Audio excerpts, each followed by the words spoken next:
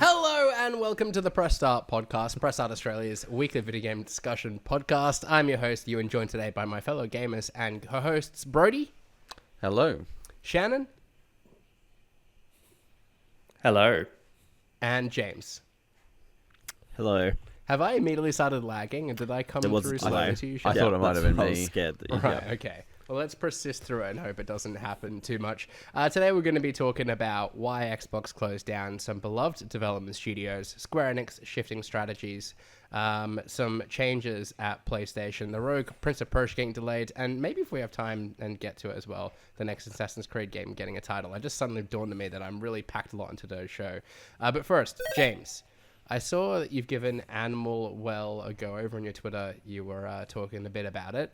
It's a game that's had a really positive reception, but how are you finding it? Yes. Positive as well, seems. No, I was like kind of shocked just then speaking to Brody, and I was like, where are you at? And he's like, this point. I'm like, but that's not the first point. And he's like, yes, it is. So obviously, like, it's very non-linear. You can go whichever path you want. Which I didn't really appreciate as much, but now I appreciate it a lot more than I already did. I've only played for like an hour, but it's immaculate. The vibes are there, absolutely. Yeah, I don't know. There's something. The art is just like the way it uses like pixely dithering, like and lighting and stuff. I don't think I've seen anything like it in a game visually. So I think it's unique. It's like worth checking out on that front alone, and then the platforming is really solid too. So Brody and I were just talking about like how like optimized the game is. Like it's only 40 meg if that, and you could run it dots, on right? like a potato basically. It's nuts. Yeah, well, I'm playing it on Switch, so that's good. Is it on Switch? I didn't even know it was. Yeah, It's on everywhere everything except but Xbox. Yeah.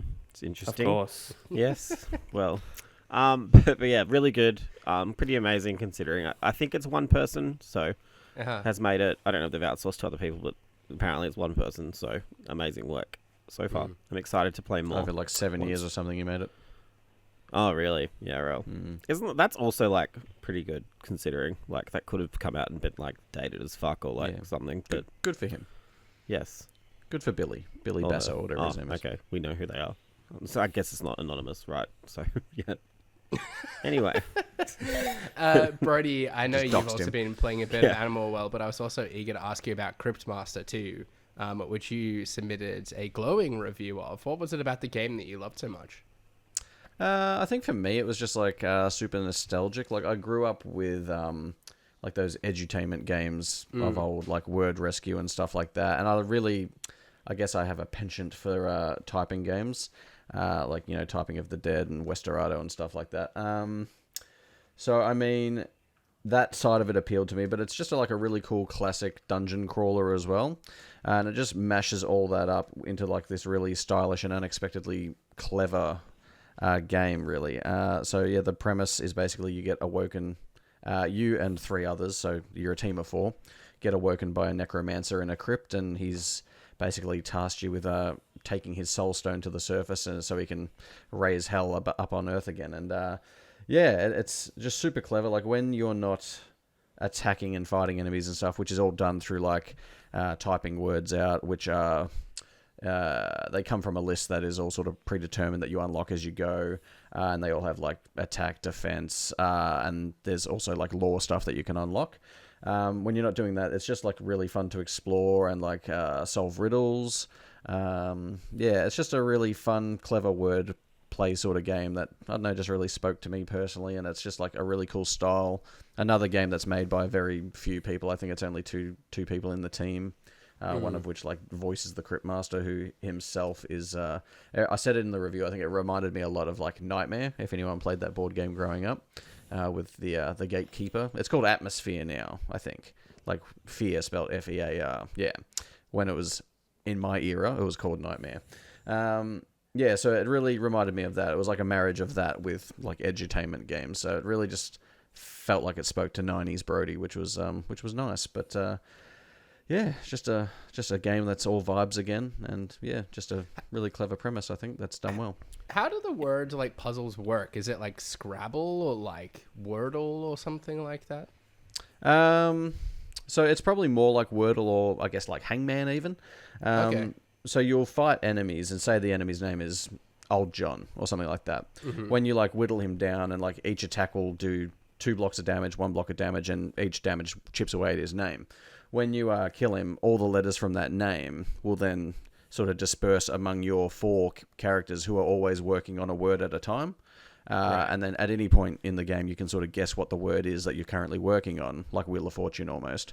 And if you guess that word, then it adds another attack or defensive attack to your sort of list of words that you can get. So you're forever like expanding your like lexicon and attack skill, just by like encountering enemies in the world and stuff like that. And other ways that you can do that, like throughout the world, there's like chests where the Cryptmaster will like look at the item, and then you have to like ask him by like typing look, feel, touch, taste, all that sort of stuff to like he describes the item, and you've got to work out what it is.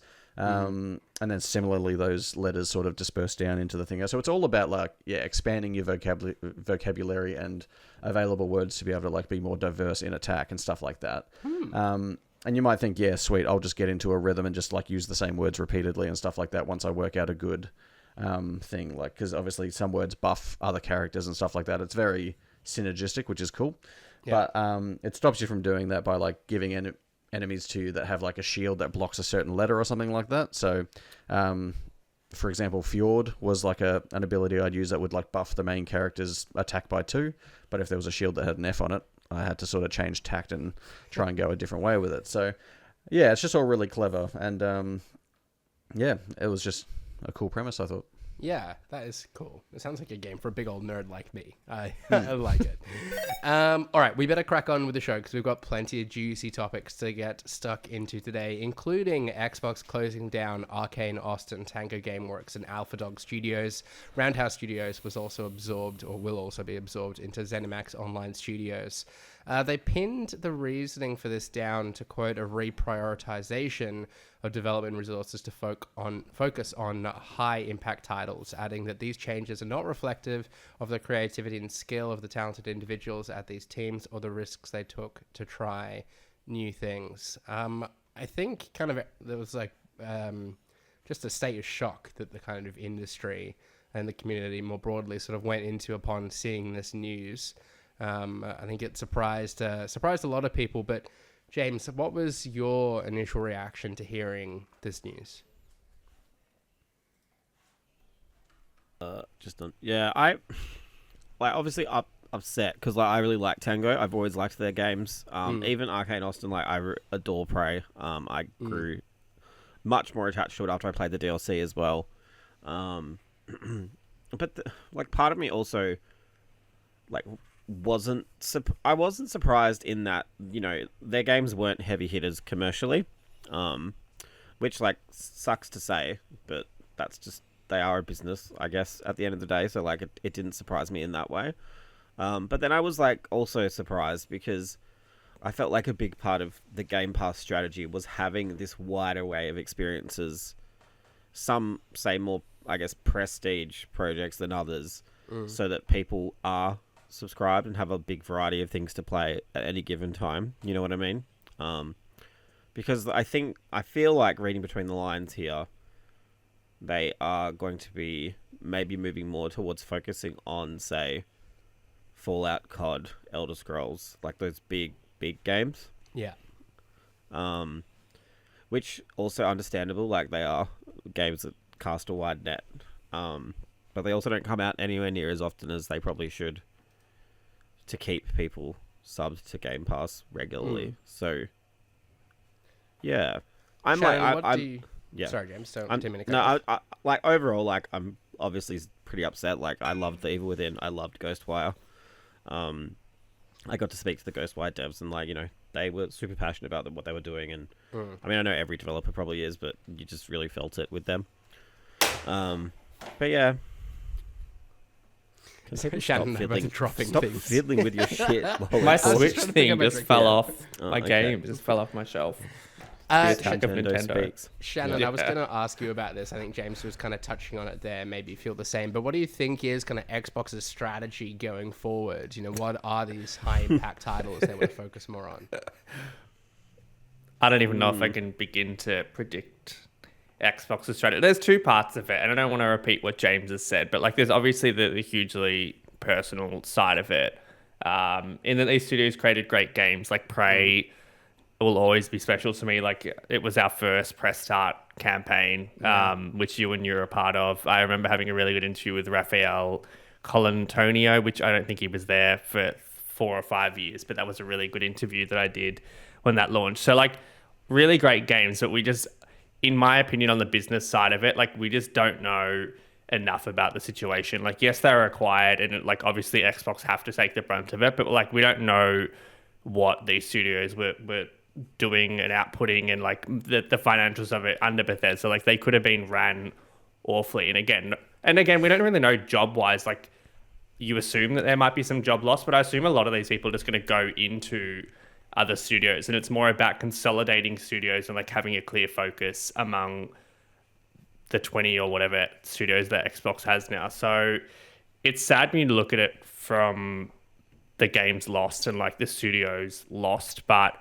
I don't think we have a full enough picture. But in terms of Xbox's strategy, I think it's just that they want to know that every one of their studios is focused and releasing games on a timeline that's not 7, 8, 9 years. Like we've seen some of these studios that they've had, like Rare and others, like just sort of still supporting games like Sea of Thieves, but I think they would want to be tightening it up. Now that they've acquired Bethesda, Activision, like they really would want a clear pipeline for every studio with clear direction. So I think it's probably about that. Like they can't afford to have studios working for 7 years on a game that won't perform, because they're not making money day one with purchases for the most part.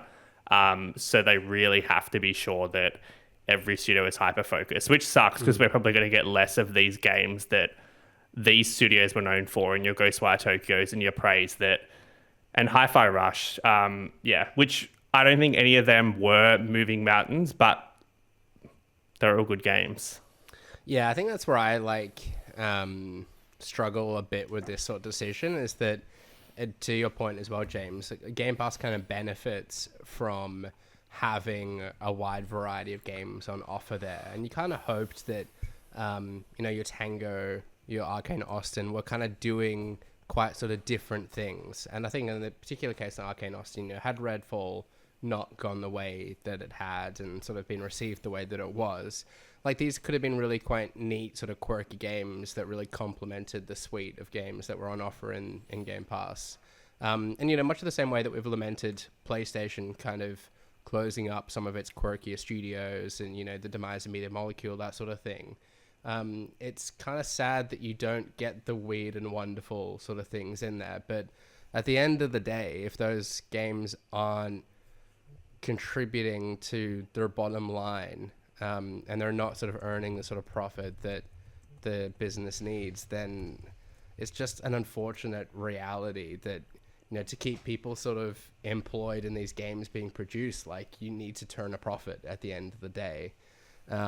Which I think a big part of this has sort of been grappling with like the corporate element of the industry being at odds with the creative, but there sort of needs to be a balance of the two, as regrettable as that is. Like I think we all wish there was infinite investment to sort of fund games for the creative sake of it, but that is unfortunately just not the way that it can operate. The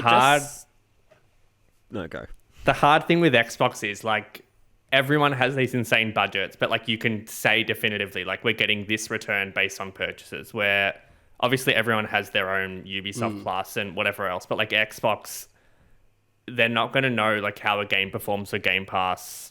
It's never going to be black and white, and then even if they have some kind of idea, it could take 5 years before they know like how many people are still playing, what is this worth. Yeah, you have to think, unless they're seeing spikes in subscriptions and like new players kind of piling in, and not really my gut success. says with Starfield that they didn't see that, and I don't think the growth isn't happening around these tentpole releases. I'm sure it's going up, but I don't think it's going up and staying like that as the months roll on. Yeah, I will say again, I've said this on the show before, I'm sure, this was always my concern with Game Pass though, is that it was going to mean that players aren't spending $60 to $100 a month, whatever the release is that month that they want to play.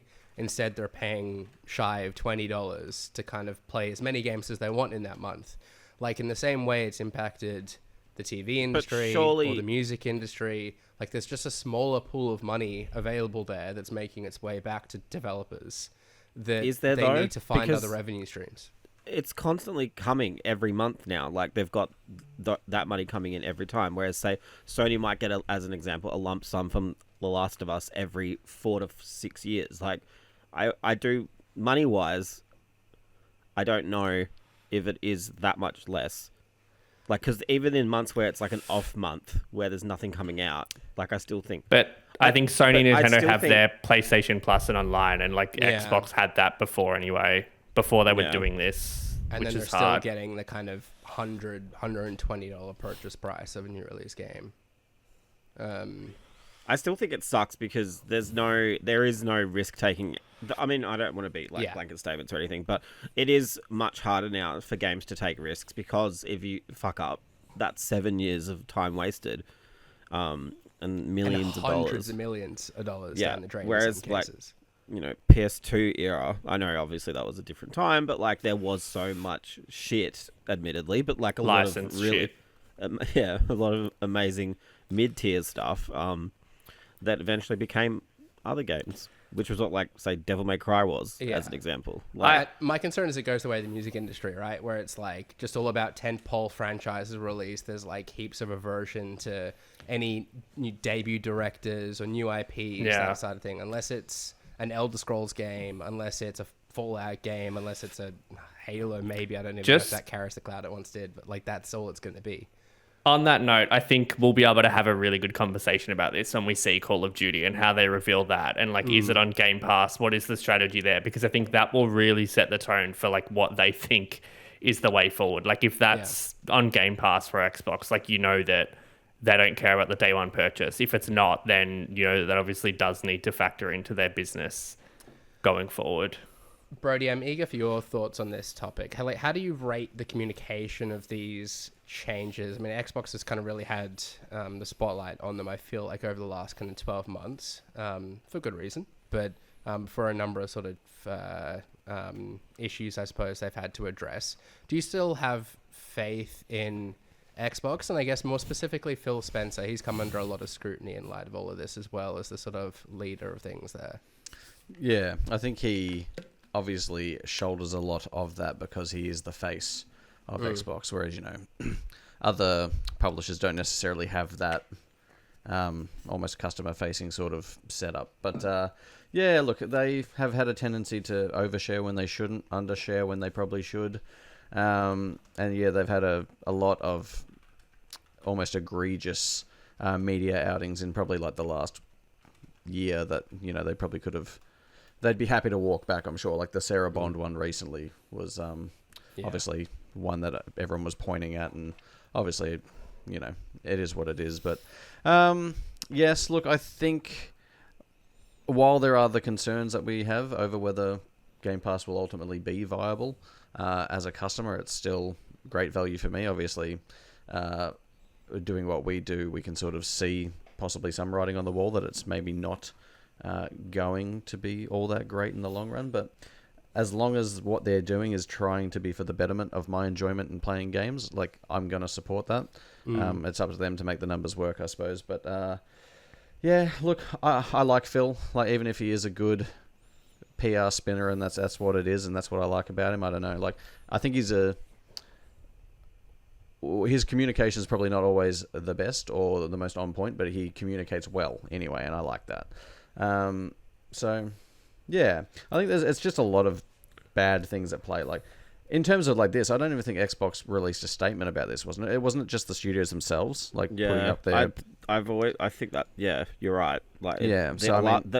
the only person to talk about it has been like Sarah Bond publicly. Yeah. And that was like, obviously. So, and I think that's on the back of, like, I think Shannon alluded to, like, Game Pass currently is not growing the way they want.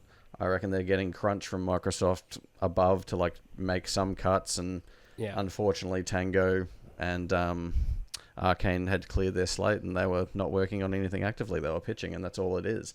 Like, if I were, you know, I think Double Fine are working on something which is probably imminent. Obviously, you got Ninja Theory about to put out Hellblade. I'd be nervous if I was these studios. Yeah, like you'd have to be. Like I think everyone would have to be on edge to a degree. What shocks me is like we've said that Game Pass is an opportunity for like Forza and Halo and all these games to sort of live for years, but like you look at Halo, which is the Xbox franchise, and I feel like Infinite was just like plopped out there with the promise of being like this hub and this world that's built on it, and I just feel like nothing has happened since that came out, and I don't understand for that game in particular, because it is Xbox's like tentpole game, like. And then Game Pass, you've got this service where you want people to keep coming back. Like, there's nothing there for that. And that's where, like, Phil, like, I like him from what I know of him online, and he seems like he's got his head screwed on. But, like, I don't understand how something like Halo in particular, can just sit there doing nothing after the launch that had. I don't know and not have any love. I don't know that that's true. Like, I mean, it is constantly getting updates, but... The multiplayer is, but, like, campaign, there hasn't been anything really added to that. Well, yeah, apparently they were working on campaign DLC, which ended up getting scrapped or something like that. So whether they thought the juice isn't worth the squeeze for like single player stuff in Infinite, and they're just back to the drawing board for another maybe. single player But then, game, I don't know. but I guess my point with that was like, can we expect another Halo to come out now? Like where I thought originally, like Infinite was going to be the Halo for 5 or 10 years that they just keep adding because of Game Pass. Like I think the strategy, they need to go one way or the other, which I think we will see in the coming months. Yeah. I will sort of say that, like, maybe some consolidation of their studios isn't, like, the most radical thing in like, comparison to what sort of PlayStation do. Like, if you think about it, kind of PlayStation in terms of their sort of first-party studios, how many is it nowadays? Like, 12 or something? Like, I wouldn't have guessed much Let's say 12 more to than 15. that. Yeah. Whereas you sort of have to feel like everything that's kind of under the Xbox stable nowadays with the acquisitions they've made would have greatly outnumbered that. And maybe in terms of maintaining that sort of routine of like a game kind of coming out each quarter or like every sort of half year, that's kind of that big sort of,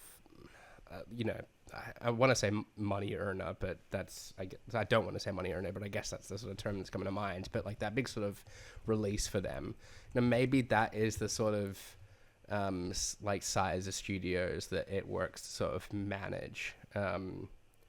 Yeah, I don't know. I guess they had an opportunity to kind of come out with more routine than that, more regularity than that, but maybe that's kind of the model that they're looking to emulate, sort of looking at what PlayStation sort of managed to achieve over the last generation. I think that they're both in not a bad place, but I think they're both realizing they're unsustainable, but in different ways. And I don't know if the right thing for Xbox to do is just try and copy what Sony's doing, because I think we already know internally Sony is concerned with how expensive games are already. So I don't know if that's the right answer either. Like, I sort of feel like avoiding the expense of a big game is kind of a key part to this. Like, there's always going to be some games that are like hundreds of millions of dollars to produce. You know, your Spider-Mans of the world, your Grand Theft Autos of the world, that sort of thing. Maybe there's a degree of like risk aversion with those sort of having the popularity that they do. But Suicide Squad, for instance, like it came out recently this week that they had made a $200 million loss on that game.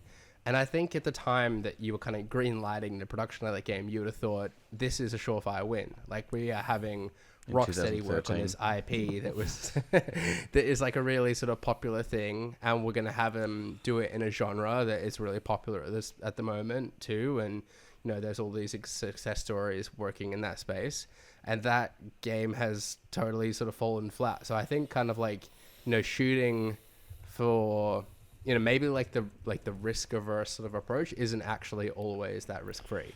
Maybe there's something to be said about doing what they do in like horror films, and they make a film off $1 million budget that then turns around kind of $200 million in tickets. Like, well, is there like a year low ago, cost? Blumhouse said they're going to start making games. So well, there you go. who knows? Let's see if you can make that model work.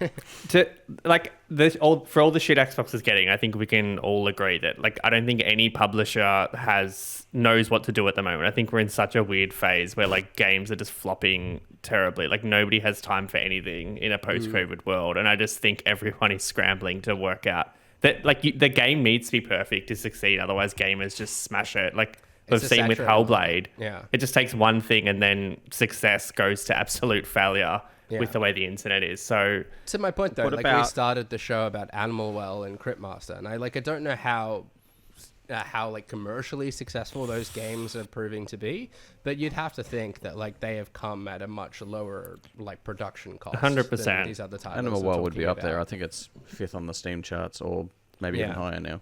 Yeah, and like Helldivers, is maybe a step up. Like the production budget on that, I'm sure was quite a bit, but that must have made its money back many times over at this point. I would have thought. I think it's just, everything takes too long. Even sequels on the same engine, take 4 or 5 years. Like, you're just not making that return. We used to make an engine, make a game, then make 3 or 4 others. Yeah. Based on what you'd built. And for whatever reason, that's just not the case. And even your anymore. Naughty Dogs are kind of putting out remasters and stuff to kind of keep the cash flow up between new releases. Yeah. Yeah. All right. Any more to add on this topic, or shall we wrap it up? I'm conscious this is the big one of the day. Excited for the showcase next month. Yeah, I'm excited for all the showcases. Like, I feel like we haven't Agreed. been talking about games for ages, so I'm keen Yeah. for that. Yeah. Well, yeah. On one hand, there's too many games, and also like what else? But is just coming like, out? it doesn't like feel looking at 'em. positive. I just like looking at Nothing 'em. feels positive. Yeah. Some good news would be nice, that's for sure. Look, maybe this could be considered good news, but Square Enix is shifting strategies, revealed at its latest financial report that it will, quote, aggressively pursue a multi-platform strategy that includes Nintendo platforms, PlayStation, Xbox, and PCs for upcoming AAA releases. James, does this kind of seem like a no-brainer in your mind? Does this make total sense to shift up the strategy? Yeah, I guess. I think all they are doing, in terms of, I think they just really want, they're doing what I guess Capcom decided to do 7 years ago, which was like kind of dump exclusivity deals, take like exclusivity money that didn't exclude other markets. So as an example, like Village with VR mode, right? So they get that extra money, but everyone can still play Village who has all the major consoles. I think it makes sense to me. I've got a feeling that obviously 16 and Rebirth have not done as well as they wanted to. They've said then- that, I think, now. Yeah.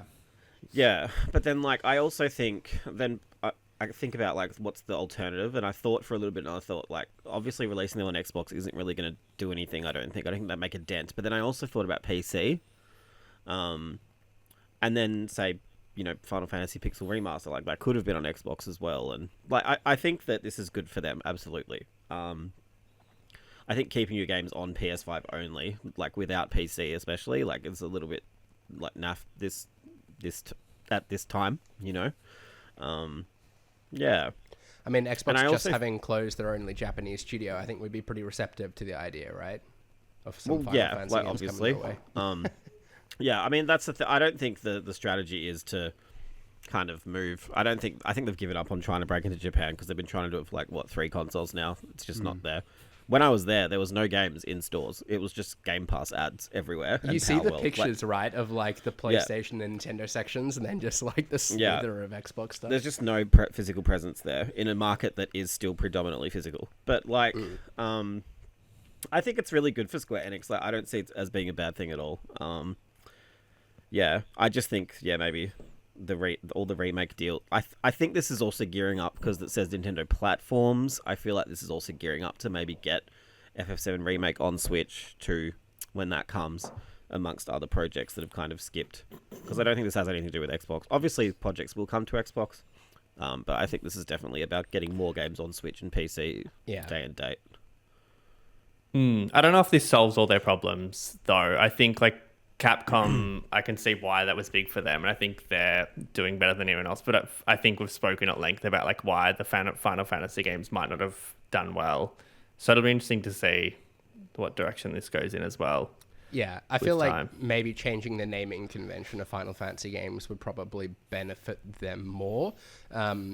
That being said, I think to James's point, like would be a sizable audience on Nintendo platforms and particularly PC that would wanna or would prefer to sort of play a Final Fantasy game on that console.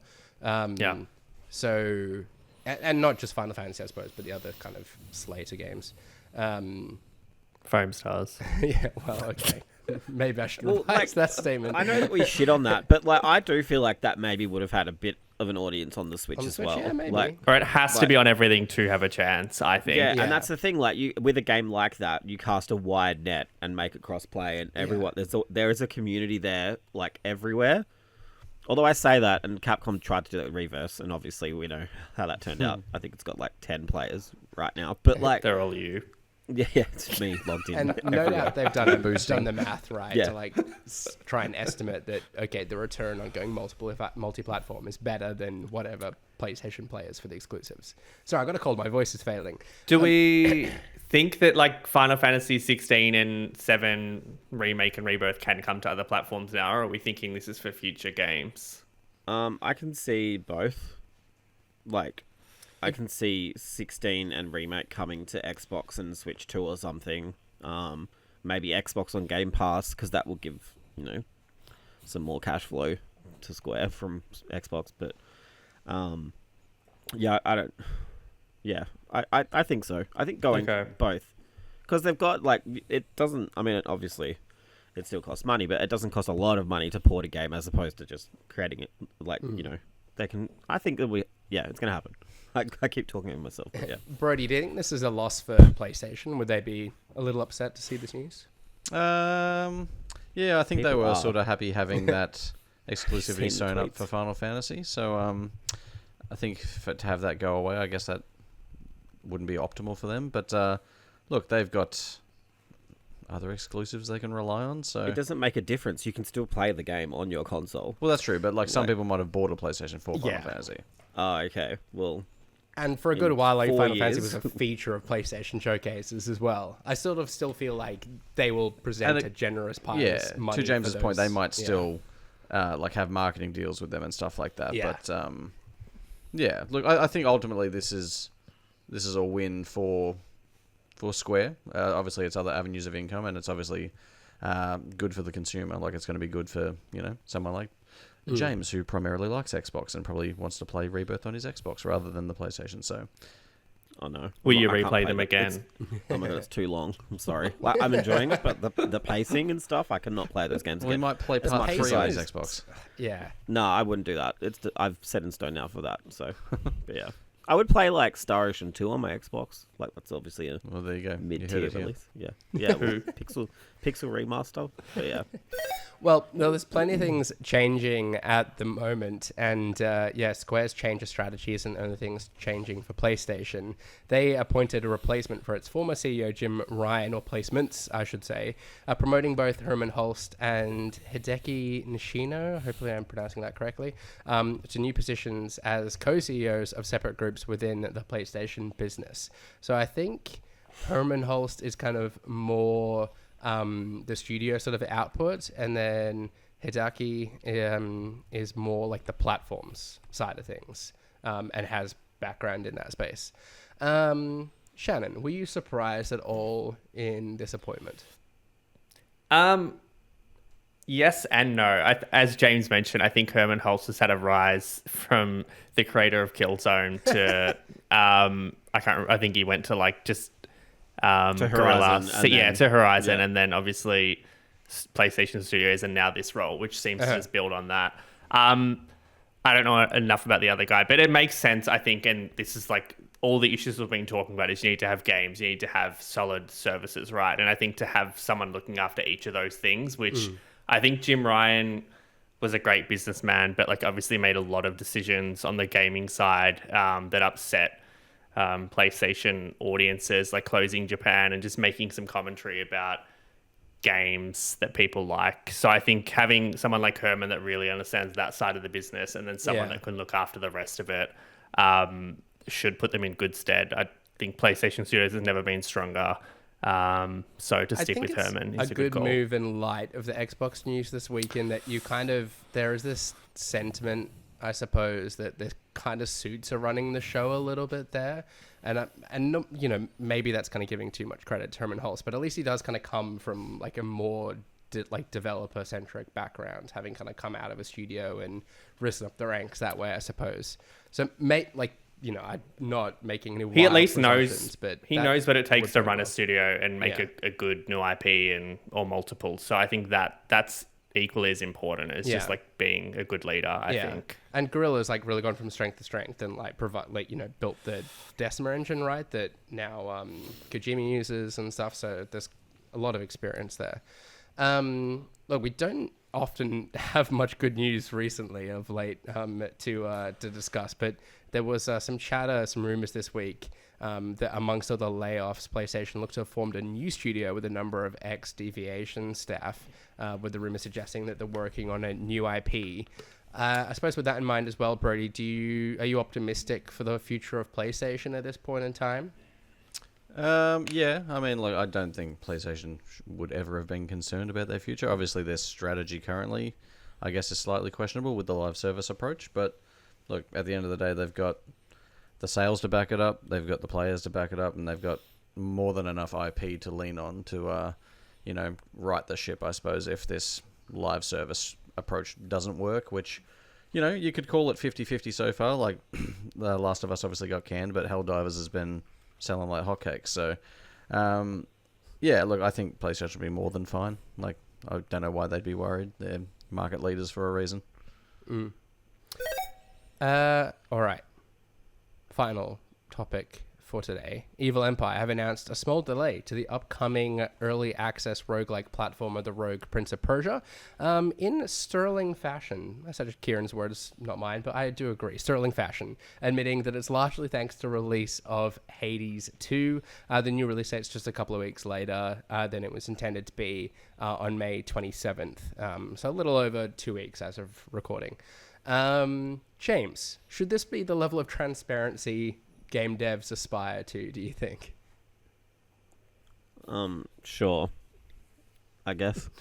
Do you like just the admission that Hades This 2 should was going to eat their Let's lunch? turn this if into they- a rapid fire. Yeah, I How can't I believe feel we're about missing this question. Assassin's Creed Shadows for this. Yeah, I agree. Should we do? All right, I sent you these show notes 2 hours ago. You could have provided I some was in my feedback car. I was driving. This is not the 2 first time hours. this has happened. I mean, I think It's whoever... a long trip. Summerfall Alone in the Studios, Dark. or Summerfall Studios, who did Stray Gods, they moved because of Baldur's Gate. It's happened before. I think, yeah. You and I guess. I guess it's cool. I mean, I don't know. And then I'm like, is 2 weeks? This game, Hades 2 is meant to be huge. Like, Yeah, Yeah. 2 weeks that was really my gonna- thought. I just think it's a clever. I think if anything, it's just cynical James is going to put his there. Ooh. cynical hat on. It's good marketing. Yeah, just good marketing. because everyone was talking about Hades, and they're like, When what people the Google fuck is this? Hades, the Rogue Prince of Yeah. Persia is going to show up. It is the year of Prince of Persia so far. Oh, Gunning for a remake reveal next month, but 2 games this year, so should they be Yeah. more worried about Hades 2 over the other Prince of Persia game that just came out and flopped course they should. terribly? Like, they both present Which different saddens threats. me so much, but anyhow. well, I'm we're just Play talking. that I'm game, really, people. yeah, I'm keen for this. I think we've said before, like Dead Cells. I think it'll do well. I think it's gonna, assuming it's decent. Like I think it'll come out and it'll have its own audience, and it's early access as well, isn't it? So it's not. Yeah, it is. Yeah, so it's gonna have long legs. I'm just like not interested until it's finished. Personally, like Yeah, Hades I agree. feels finished playing it. Like it doesn't feel like an I early wouldn't know. access game. Like going back to the first topic though, I feel like early access is kind of a pretty good solution to the struggles around like cash flow and game development. Like you can, in a sort of near sort of finished state, like once it's kind of crossed that alpha threshold or something, it's like you can put it Yeah. out in early access, bring in some revenues, you continue to kind of add content to it and polish it up and get it to the finish Yeah, line. I think for I think pubs, that's fair. 'cause- Especially like Baldur's Gate. Like, look at that. There's But there's a balance. I just think, like, my cash Daisy is won't a prime flow example of until early access not panning out. Sorry, I was Anyway. talking over you. I missed what you said. Oh No, he's no! Everyone else can really fan the Yeah, the fun. zinger. you can giggle to yourself during the edit. You. Okay. All right. I Well, just said let's, my cash won't flow until it's finished. That's all I said. let's talk about Assassin's Creed then. Did you want this to be a rapid fire question, or do you want to spend more time on this, James? I'm very passionate about this topic, so Okay, this surprises yeah. me, so I do want to hear your opinions now. The next In a Assassin's way. Creed game, previously known as Codename Red, this is the feudal Japan game, has been Mm-hmm. titled Assassin's Creed Shadows. According Yeah. to a leak as well, the game looks to be coming out November 15th. So my rapid fire question was going to be, do you like the name? But James, is that that's a big... I fucking hate the name. I think it's so bad. Uninspired. Literally, Sounds like so, a code name. More I than feel like, Codename yeah. Red. I think Assassin's Yeah, Creed I Red feel like- sounded better. Assassin's Yeah. Creed Red Yeah, sounds like fair. striking. It's like dynamic, mysterious. Like it's like there's just so much to it, you know. It's a warm. Is it a warm color? I don't know. But like Shadows. How done? every game, of the games could be called Shadows. Like it's so boring, in my humble opinion. Like call it Honor or something. Like something cool and like. Assassin's Or Creed For Honor. Japan, like something Japanese. I feel like Call it Assassin's Creed Japan. just anything. Like some Shadow isn't Japanese. I feel like a lot of people aren't going to know this is the game they've been waiting for because of the name and. I was speaking to a friend today, and she was like, "They should call it Assassin's Creed Sword." And I was like, "Well, I don't know if that's any better than Shadows, personally." But we just went quiet. But like, Look, I don't with know, the ideas we're Ewan. kicking around, let's maybe not criticize Shadows for a second. Nah, but real talk, I think it's a really shit name. I feel like Japan has been such a big like request from fans for so long, like so long, and now we have that name. I mean, it's just a name at the end of the day, right? But still, like Odyssey, that's such a Greek name, you know? Yeah, I like getcha. Homer's Odyssey, like Yeah. one of the greatest stories of all time. But like, I don't know. Valhalla, Anyway. like also, I guess, pretty good. Origins, where it all you just- began. Origin. Origins, Thank you, okay. Shannon. Black Flag, because there's pirates. Jolly Black Flag. Rogers. Let's just explain all of the titles now. But yeah, I don't know. I hate the name. Liberation's pretty good, but- I suppose. Yep, but that's also that's a that's like powerful single word, not just like shadows. Like it sounds like a shitty like mobile spin-off. And it's also a bit like, we get it, it's a stealth game. Or like not a novel, like a weird novel that's in between games. Yeah. I don't know. Anyway, That you'd find in the young adult section or something. Yeah. I yeah, getcha. like Yeah. Twilight Shadows. Like, do you know what I mean? 50 Shades of Shadow. All right, well, I guess I'm going to keep with this rapid fire. Shannon, do you like the name? Yeah. I don't hate. It's just after nothing all that. for the game that everyone's been waiting for. It's just nothing. Get off the I haven't fence. seen it. Maybe there's a doesn't- reason for it. Yeah, Maybe I'll say it's very their name meh. is Shadow. Like, it's just very, James is right, doesn't inspire The anything. protagonist. Then why would it be called Shadows unless there's two of them? Maybe there's two of them. Ah, I see. Maybe they're Well, there's in the choice- Shadow there's also clan. The They're choice of, twins. like, the samurai or the, like... Yeah, see? Assassin Twins. I just think this year is the year of like Shadow the Hedgehog. Like he gets that name, you know. Like Maybe there's a he's the Shadow game protagonist. coming It's out. been his name for There's a decades. Shadow movie. Let him have the Brody, I'm shadows. assuming it's a nay from you. Yeah, well, I don't love it. Again, prepared to give it a chance to wow me and justify itself. Like in the right context, it could still be pretty shit, but passable. So yeah, look, it's fine. It'll be okay. Like I reckon Project Hex is going to be called like Twinkle now. Like I don't have any faith in They their should, naming. they Witchy- should keep that Witchy name. poo. They should keep Yeah. the code name. They should not change it. The code names are good. Red and Yeah. Hex are really good. Yeah. I don't know. Hex I is definitely personally- good, but they'll fuck that yeah. up. You do have to kind of wonder what it does for, like, kind of SEO and stuff as well, right? Because people have known it for Codename Red for so long at this point. Don't have they have normies like we have, but Yeah, fair. yeah. Anyhow, that's as close as you're getting to a rapid fire round for today. It is now time for What the Wiki, the Press Start podcast game show, where the previous week's winner reads part of a Wikipedia page from an unknown game, and we, the contestants, must guess the game. A point is awarded for each correct guess, with the round ending after a person has bagged themselves 2 points. Last week, that was Shannon, which makes the ladder so far. James in first place on 15. Myself in second on 13, Shannon in third on 11, so just 2 points separating the pack there. Kieran is just behind Shannon in fourth place on 10 points. Brody, you're on 9, and Harry bringing up the rear on 5 points. But Shannon, you won last week, which means you I are did. today's host. Take it away when you're ready. Thank you. The game is a rhythm game based around the music and videos of an American singer. It was developed by Metro Creative Graphics. Brody. Yes, Brody. Britney's dance beat. It is Britney's dance beat. I wasn't expecting anyone to know the name of that. That game was a banger on Game Boy Advance. That's Taylor's favorite game, Shannon. Just so you know. Is it? Wow. Yeah. Incredible. Is that the thing? No, did No. my sister suggest No. this what the wiki? I'm so No. so proud I got that. I knew that everyone would know what it was. I just didn't think anyone would get the name. I but didn't. There you go. I had no idea.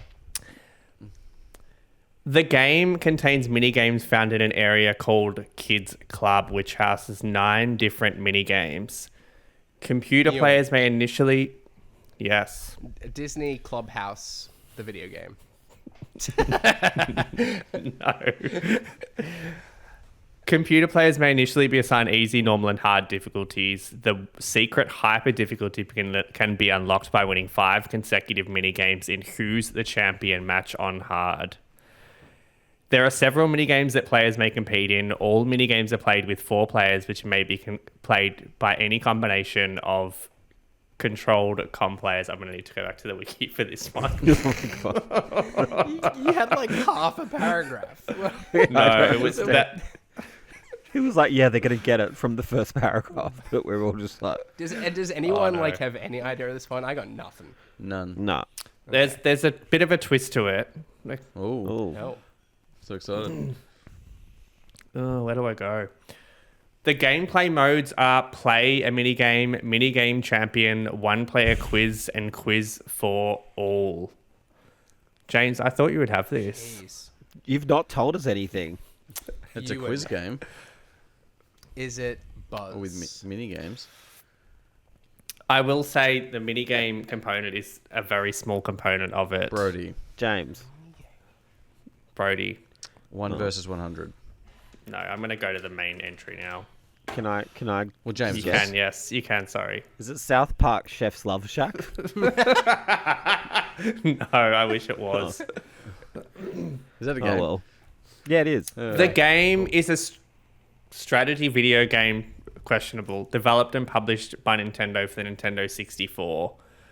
It was released in Japan on 1999, and it was later released as the first game in the series in Western regions the following Oh, year. James. I don't think Ewan's gonna... I don't know who I heard it. probably don't have it. Oh, I only saw James jump out of his chair, but if you thought you heard Ewan, make it interesting. Go, Ewan. Ewan. Is it Mario Party? It's not.